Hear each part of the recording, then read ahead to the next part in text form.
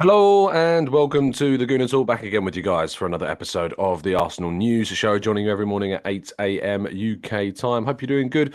Hope you're doing well. Thank you, as always, for making us a part of your morning routines. You join us, of course, now with a brand new week, which includes two new games for Arsenal, facing Everton on Wednesday before a very important home clash against Bournemouth. In fact, both games are very important. It's a chance for Arsenal to play 4 home games in the next 5 league fixtures.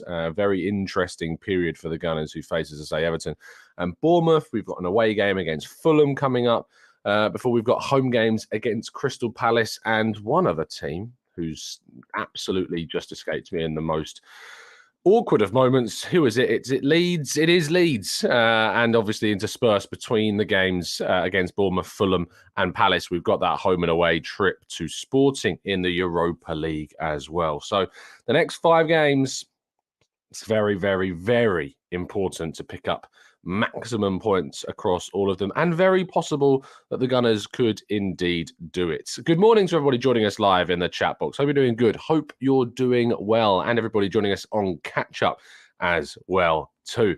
Morning to Matt G, morning to Vivian, morning to Conde, good morning to Carl, Vivian, Tom, Harrison. We've got Mike, Johan, Marcus, Michael, Black Shine, Keems, MJ10, Peter. We've got Paul and Morgie, Stuart, Stevie, Matt, Red Star, Mike, Addy, and Popeye joining us in the chat as well.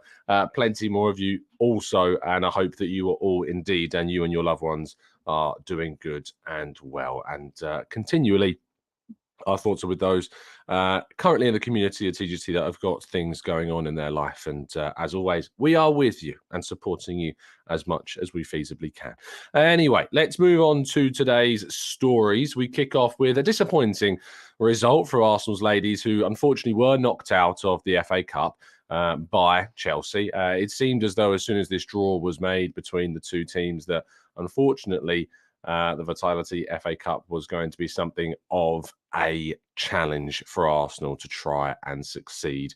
Very, very disappointing indeed, but there are circumstances. I mean, I'm not too concerned about Jonas Eidevall's position. We've lost Beth Mead, we've lost Viv Miedemar. We were unable to sign the striker that we needed to sign in January, even though we really tried to bring in a forward. Willing to spend record amounts of money to try and get in a striker, but unfortunately, it was not possible.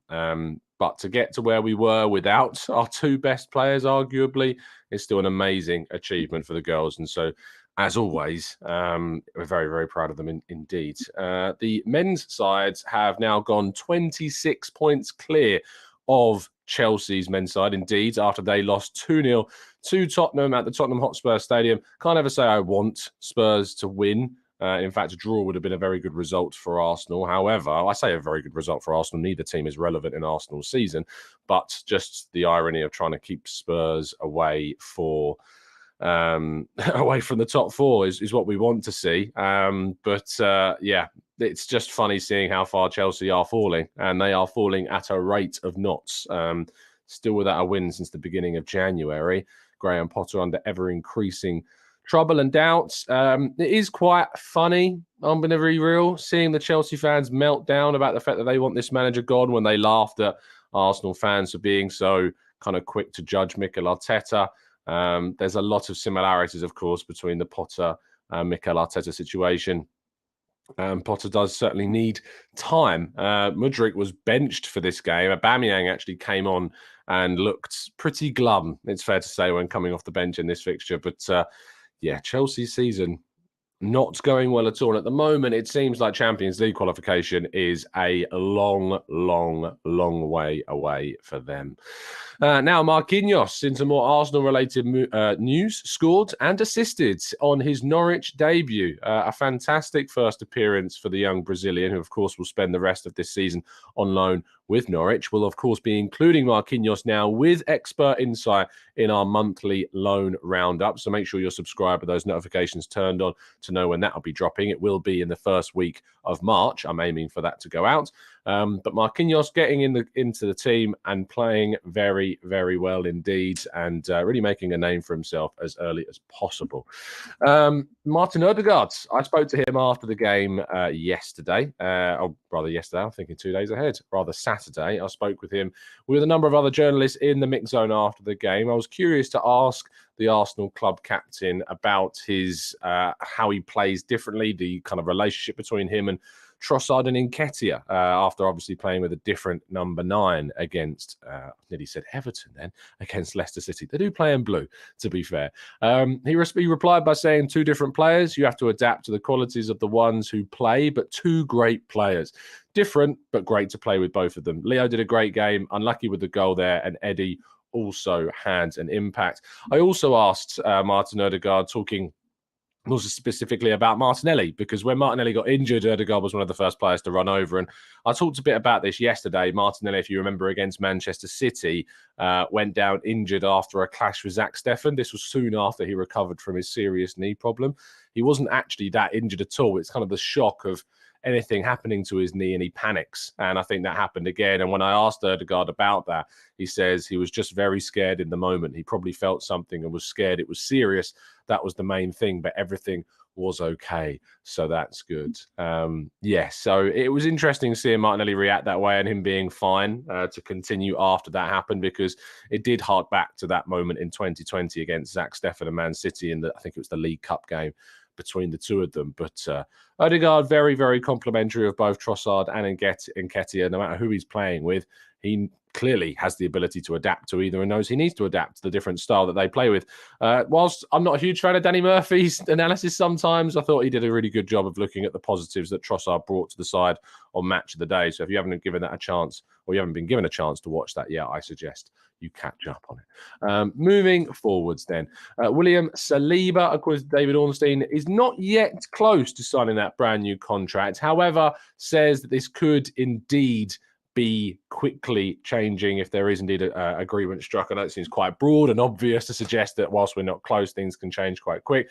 We heard from William Saliba that he is very keen on on staying at Arsenal and trying to win as many of the trophies that are out there as feasible possible. So he wants to win everything. He wants to put Arsenal back at the top. And I mean, in terms of words from a player that we know we've got kind of a question mark about whether or not he's going to stay for the long term, I don't think you can get as committal without signing a new contract as hearing some of the things that he said. Maybe to the point where, we talk about what's his name? Who's the guy that we're trying to talk about regarding contracts? It's completely gone out of my mind. But regarding Saliba, when you're talking about a guy that's trying to sign a brand new deal, Martinelli, when he turned around and said about the pen, do you remember that in his press conference? We said, just need a pen. That's probably as close as you can get with a player trying to sign a brand new contract without actually doing it. But beyond that, Saliba saying that he wants to win everything, saying that he wants to get to the top of the table, top of every single possible trophy with Arsenal. That's pretty darn close to being as committed to a new deal without actually doing it as you could get. Now, the club also has said to want to extend the contracts of both Aaron Ramsdale and Granit Xhaka. The players' contracts currently, Xhaka's runs out at the end of next season. Ramsdale has until 2025, but has an option on his contract to last until 2026. But both players are said to be wanted by the club for an extra period of time. They want to improve their terms, improve their situation, and they want to lock down the key members of their squad. So it's a good move. It's certainly what Arsenal need to do in the market, is to lock down their own players before we need to worry about who we're trying to sign. But for me, great news on this front that Arsenal continue to push. And again, a massive props to Arteta, Edu, Richard Garlick in pushing forward with signing up some of our key players to long-term contracts. Now, our headline story is that David Ornstein, while speaking with the American media outlets, spoke specifically about the areas that Arsenal would be trying to look to sign players. And he mentions that fullback, midfield, and potentially even a centre forward are the three areas that Arsenal would look to strengthen the squad in the summer. Arsenal have been linked in the past to the likes of Victor Osimhen. I know that he's a player that a lot of Arsenal fans would like to see arrive at the Gunners, although any potential deal for the Nigerian forward would be very expensive indeed. Ivan Fresneda is the obvious option in the fullback position. We know that he was linked to Arsenal quite heavily in January. He could yet move in the summer, but Arsenal face competition from clubs like Newcastle, Borussia Dortmund, also said to be interested in the player as well. So if they want him, it's probably going to cost them a little bit to outcompete those clubs in the summer. And in midfield, we know Arsenal have had a lot of potential targets. Declan Rice seems to be the priority at the moment, but we've also been linked to players like Yuri Tielemans, Ibrahima Bamba, and a number of others as well. Moises Caicedo, of course, we bid for in January. Who knows? Could we return for him in the summer? We'll have to wait and see. Now, there is only a couple of days left. I think, in fact, maybe even one day left or just over that of our brand new prize. I say brand new. It's been out for a few days now. The Bukayo Saka signed shirt. You can win this. You can win the opportunity to win not only his shirt, but it's signed, framed, and put into a whole kind of mount, which includes a small television screen playing his highlights of his Arsenal career so far. Plenty of instant win prizes to win as well, including a signed and framed Thomas Partey shirt, a signed and framed Tomiyasu Arsenal boot, and a signed and framed David Seaman photo montage, and plenty of football prizes site credit as well. So make sure, if you haven't done so already, to get involved with the latest competition. Okay, let's move to part two and your questions right after this.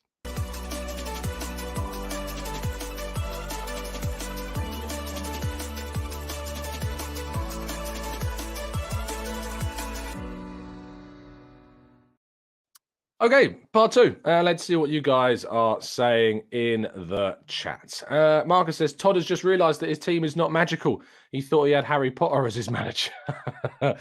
Goodness me. Yes, I mean, Chelsea are just a joy to experience, to watch, to witness fall apart.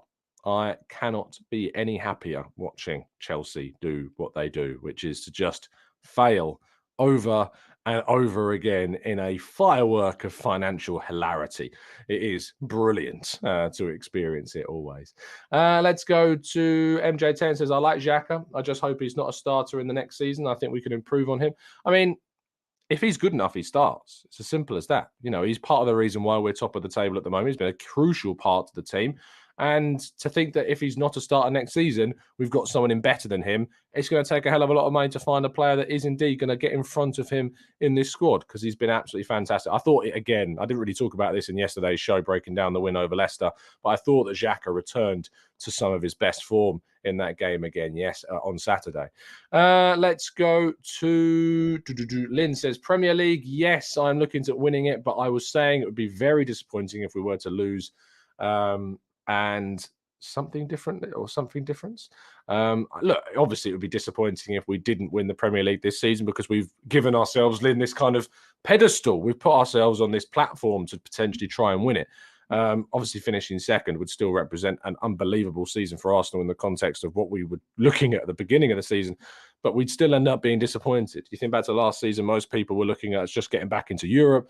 We very nearly got back into the Champions League in a year before the club had really kind of planned to reach that level, and certainly to compete for the Championship this season is just, again, beyond what they expected. And we are so far ahead of schedule, but it's about establishing ourselves there and trying to win it. We want to try and win it this season. We've got a great chance, so let's try and push for it.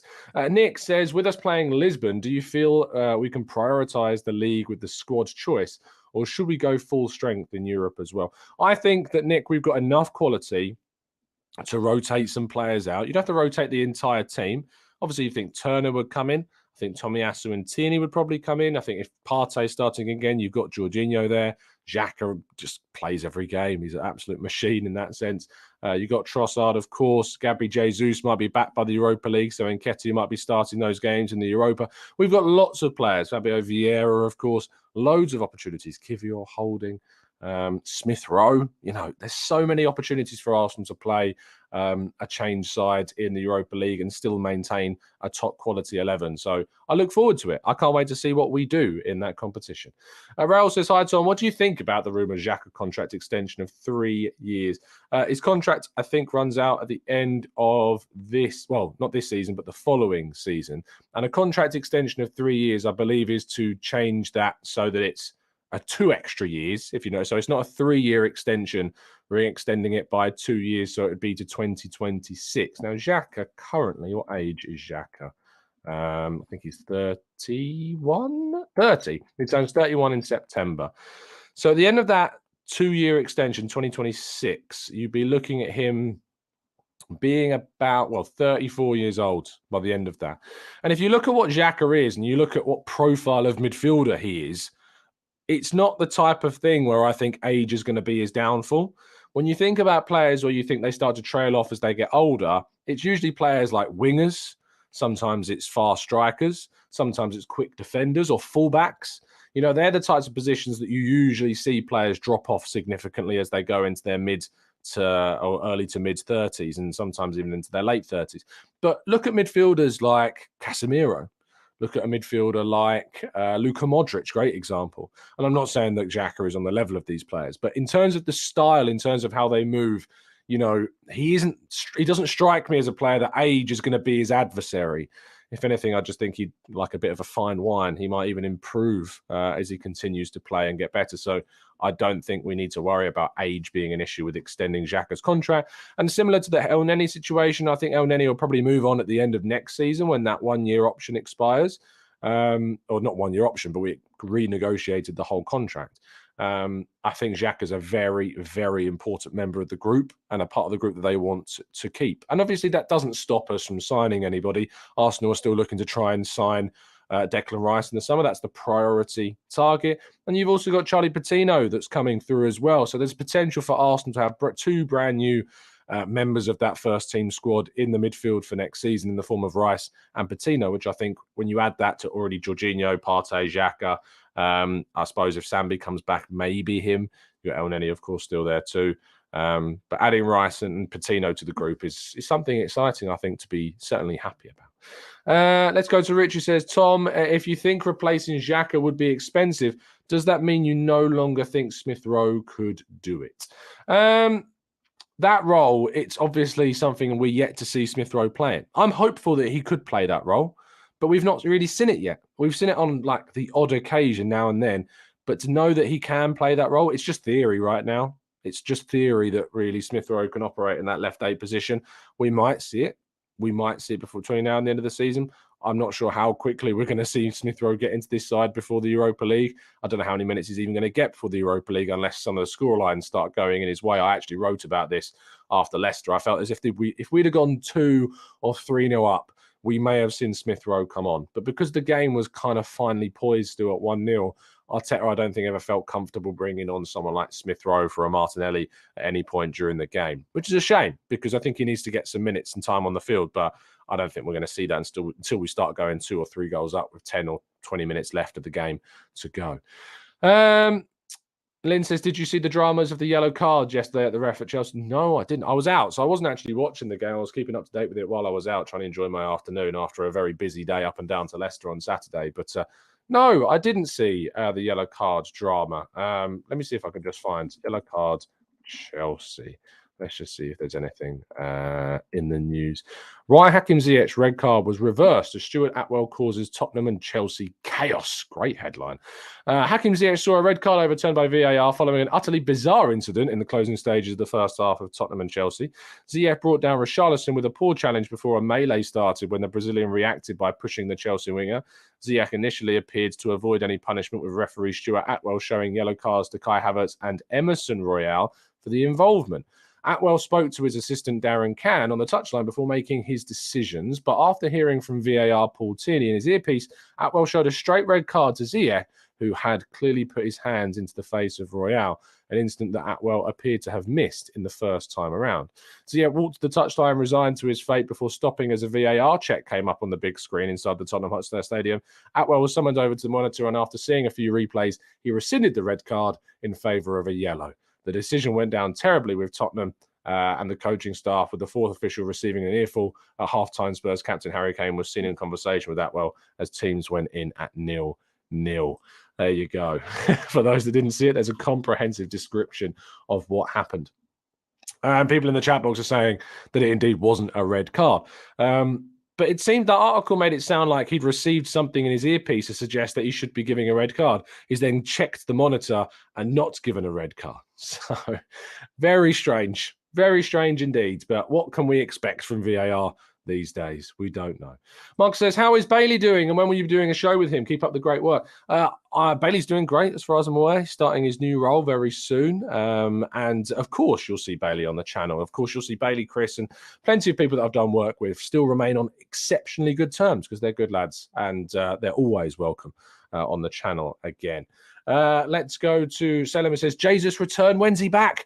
Hopefully we find out. I need to tell you that I will not be doing a live 8 a.m. show tomorrow because I'm going to be at Mikel Arteta's press conference in the morning at London Colney. It's taking place very early, so I need to leave very early to make sure that I get there on time. So sorry, but there'll be no live show. I may pre-record something so that it goes out tomorrow morning, but no, I will be at the press conference, so there'll be no live show tomorrow at all. Let's go to Kennedy, who says, should Saka and Martinelli rotate positions during a match? If challenges are being rotated among opposition defenders, why can't Saka target defenders with a card from the other side of the pitch? It's not a bad shout, and I think that we should be more fluid. I think when we saw Trossard come in against Leicester, we certainly saw more fluidity in the team, Trossard and Martinelli exchanging positions, and we saw for the goal, Trossard popping up on the left-hand side, playing Martinelli through centrally to score. So I think there is some fluidity there. I'm not sure you're necessarily going to see it with Martinelli and Saka, but I don't think it's a bad suggestion at all, and certainly we should be more, what's the word I'm looking for? Flexible, malleable with our team. I suppose that's it.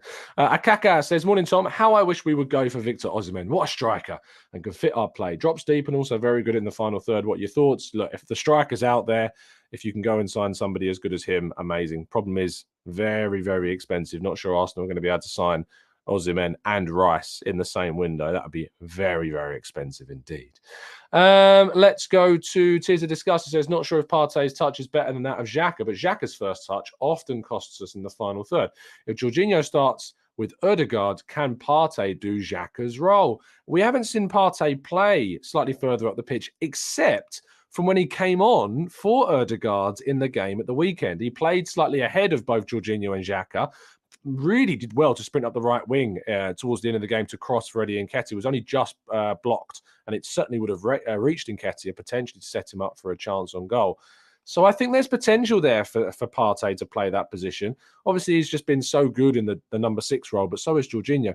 What's great about this is that we can ask these questions. We've got these problems, and that's what's so good about Arsenal's squad right now, is that we've built a team that creates problems in terms of selection.